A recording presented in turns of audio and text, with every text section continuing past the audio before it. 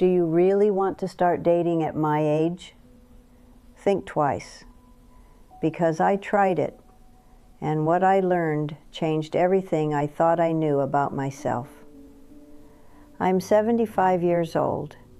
I live alone in the house I've owned since 1978, and last year I came within one conversation of throwing away the most peaceful chapter of my entire life.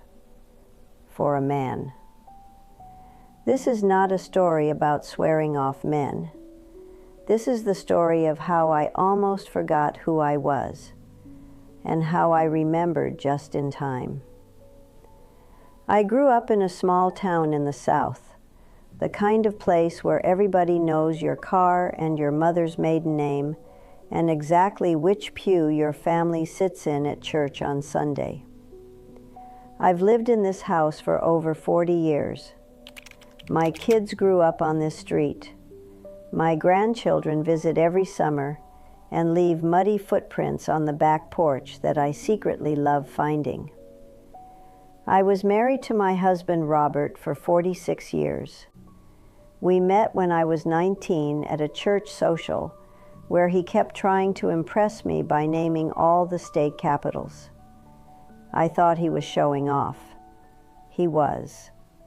But it was charming, the way only slightly ridiculous young men can be charming. I married him 8 months later and never once regretted it. We had 3 children, 2 daughters, Karen and Beth, and a son named Tom. We drove minivans and attended school plays and argued about money. And then we grew into the kind of couple that finishes each other's sentences and splits the last piece of pie without being asked. He liked his coffee black. I liked mine with too much cream. For 46 years, I made the coffee. Robert had a health episode 5 years ago, and I'll leave it at that, because the details aren't what matters. What matters is that one morning the house was full, and by evening it was quiet in a way it had never been before. A specific kind of quiet, the kind that has weight. The first year was hard. Sundays were very hard. I kept buying 2 of everything out of habit, and then standing in the kitchen realizing what I'd done. Small ambushes hiding in the routines of ordinary days. But here's the thing nobody tells you. On the other side of that hard year, I found something I hadn't had since I was 19 years old. Myself. I joined a walking club at the park, Tuesday and Thursday mornings, 2 miles around the pond, rain or shine. I started going to the farmer's market every Saturday, buying sourdough bread from a woman named Connie, who always has flour on her sleeve and calls everything gorgeous. My bread is gorgeous. My tomatoes are gorgeous. Last week she called my reusable bag gorgeous, and I almost invited her to Sunday dinner. I took a watercolor class at the senior center. I volunteered at the church thrift store. I adopted a beagle mix from the county shelter and named her Rosie. Rosie weighs 22 pounds and acts like she owns the sofa, which she does. I had book club, bingo night at the VFW, and coffee every Friday with my neighbor Linda, who has known me since 1981 and is legally required to tell me when I have spinach in my teeth. I had a life, a full, warm, genuinely satisfying life. And I want you to understand that, because it's important for what comes next. It was my daughter Karen who started planting the seed. Mom, don't you ever get lonely? Mom, wouldn't it be nice to have some company? I told her every time, honey, I have you and Beth and Tom and the grandkids and Linda and Rosie, who is better company than most people I've met. She'd smile politely and say, okay, Mom, and I knew the subject wasn't closed. And then I met Gerald, It was at a craft fair at the senior center on a Saturday afternoon in October. I was looking at hand-knitted scarves when a man next to me picked up a bright purple one and said, "Do you think this is too much?" Tall, neatly dressed, silver-haired, reading glasses pushed up on his forehead like he'd forgotten they were there. I said, "Too much for what?" "My sister's birthday. She's 72, and I have absolutely no idea what 72-year-old women like." I said, "We like practical things and to be left alone." He laughed, a real laugh, and genuine, and said, "That is the most useful thing anyone has said to me all week." His name was Gerald, 77, retired high school history teacher, widower for 3 years, a golden retriever named Eisenhower, which as a retired history teacher he felt was completely appropriate.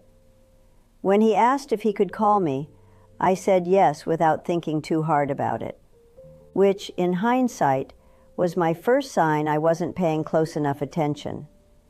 The early weeks were genuinely lovely. Coffee at the diner on Tuesday mornings. He always arrived first with my order waiting, cream and sugar, which I'd mentioned exactly once and he never forgot. Matinee films, long drives along the river road with the leaves still turning. He seemed genuinely interested in my watercolor class, which men tend to treat as a cute pastime rather than a real pursuit. For the first time in years, I felt like someone was paying attention to me specifically. Not as someone's mother or grandmother, as me. That feeling is powerful. But here is the part that matters most. Slowly, so slowly I didn't notice at first, things began to shift. He started calling every morning at 8:15. "Good morning, sweetheart. What are you up to today?" At first it was lovely. Gradually it felt less like a greeting and more like a check-in. The word "we" started appearing where I hadn't invited it. "We should try that new Italian place." "What are we doing for Thanksgiving?" My traditions suddenly felt like shared obligations. One Thursday during watercolor class, Gerald called at 2 o'clock. I called back, explained, and there was a pause. Then, "Oh, I thought maybe you'd be free this afternoon." Not unkind, not demanding, but that pause lingered. Then came the small favors, grocery runs on his way, paperwork, switching days to meet. Each seemed reasonable alone, but together they reshaped my life around his schedule. I came home tired in a way my body couldn't explain, an inner exhaustion from constant, subtle adjustments. I had spent 5 years learning to avoid this feeling. Then the evening that made it clear. Dinner at his kitchen table, pot roast, excellent, when he said casually, "You know, it would just make more sense if you were here. Sell that house, move in with me. We're not getting any younger." Sell that house. The house where my children grew up, where I first learned to be alone, where I rebuilt myself after Robert. To him, it was just square footage and bills. To me, it was proof that I could be whole on my own. I drove home in silence, made tea, sat with Rosie in my lap, and reflected. Gerald is a good man, but compassion for someone else cannot come at the cost of yourself. He means well is not the same as "this is right for me." I had nearly slipped back into a shape I thought I'd left behind, adjusting for someone else instead of living my life. I called him the next morning. "Gerald, I need to be honest. I am happiest on my own, not lonely, genuinely happy. And I'm not willing to trade that, even for something good." He was quiet. Then, "But we're good together." "I know, But good together isn't the same as right. My peace matters more than not being alone. The first Saturday after, I woke to Rosie's nose on my hand. Made coffee, too much cream. Walked to the farmer's market, bought sourdough, heirloom tomatoes, sunflowers just because. Sat at my kitchen table with the morning sun and read uninterrupted for an hour. My chest felt opened, aired out. Thursday watercolor class. Finally got the light right on the leaves. Walking club, Friday coffee with friends, bingo night, my life. Still there, all of it. Here's what I want you to take from this. Being alone is not the same as being lonely. Loneliness is an absence, a hunger for something missing. Solitude, when chosen and protected, is a presence, the presence of yourself fully in your own life. I loved Robert. I am grateful for every year we had. But the life I built since, Saturday markets, watercolor, walking club, Rosie on the sofa, sunflowers in the blue pitcher, quiet mornings. This is real, meaningful. It is not a consolation prize. It is mine, and I built it, and I am not trading it.